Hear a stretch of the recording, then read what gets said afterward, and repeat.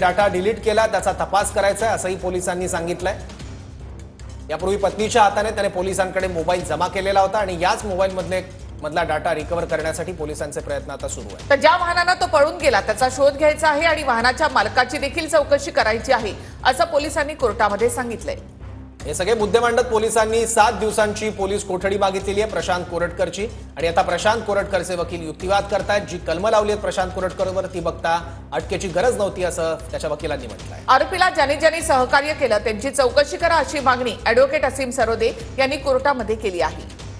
कोरटकरवरील कलमांची शिक्षा ही 7 वर्षांच्या आतील असल्याचा युक्तिवाद प्रशांत कोरटकरच्या वकिलांनी केलेला आहे। कोरटकरवरील कलमांची शिक्षा ही 7 वर्षांच्या आतली आहे असं काही सर्वोच्च न्यायालयातील प्रकरणांच्या निकालाचा दाखला देत त्यांनी सांगितलंय।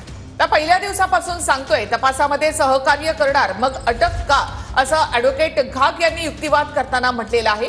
ॲडव्होकेट घाग हे प्रशांत कोरटकर याचे वकील आहेत। पहिल्या दिवसापासून सांगतोय तपासामध्ये सहकार्य करणार मग अटक का असा युक्तिवाद ॲडव्होकेट घाग यांनी केलाय। पहिल्या दिवसांपासून सांगतोय तपासात सहकार्य करणार मग तरीही प्रशांत कोरटकरला अटक का असा प्रश्न केलेला आहे आरोपीचे वकील घाग यांनी। कोरटकरच्या वकिलांकडून सर्वोच्च न्यायालयाच्या काही निकालाचे संदर्भ देखील यावेळी दिले जात आहेत। पहिल्या दिवसापासून सांगतोय तपासात सहकार्य करणार मग अटक का असं कोरटकरच्या वकिलांनी म्हटलंय। तर लावलेल्या कलमानुसार 7 वर्षांच्या आत शिक्षा आहे मग तरीही अटक का केली असा प्रश्नही घाग यांनी केलाय। ते प्रशांत कोरटकरचे वकील आहेत, त्याची बाजू मांडतायत। कोरटकरच्या वकिलांकडून सर्वोच्च न्यायालयाच्या निकालाचे काही दाखले सुद्धा दिले गेले।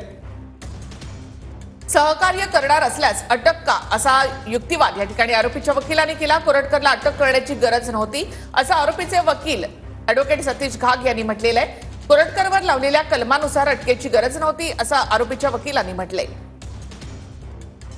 तर सहकार्य करणार असल्यास अटक का असं आरोपीच्या वकिलांनी म्हटलंय। तर राजमाता जिजाऊंवर शिंतोडे उडवले हा गंभीर गुन्हा असल्याचं असीम सरोदे यांनी म्हटलंय। असीम सरोदे इंद्रजित सावंत यांची बाजू मांडतायत।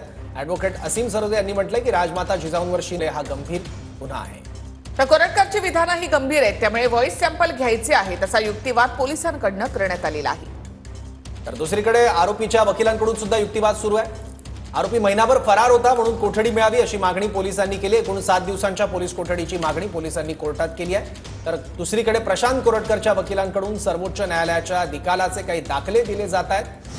7 वर्षांच्या आतील हा गुन्हा आहे त्यामुळे तरीही अटक का केली असा सवाल आरोपीच्या वकिलांनी केला। तर पहिल्या दिवसापासून सांगतोय तपासामध्ये सहकार्य करणार मग अटक का असा युक्तिवाद ॲडव्होकेट घाग यांनी केलेला आहे। तर पोलिसांकडून मात्र 7 दिवसाच्या पोलीस कोठडीची मागणी करण्यात आली आहे। कोरटकरच्या वकिलांकडून सर्वोच्च न्यायालयाच्या निकालाचा दाखला देण्यात आलेला आहे।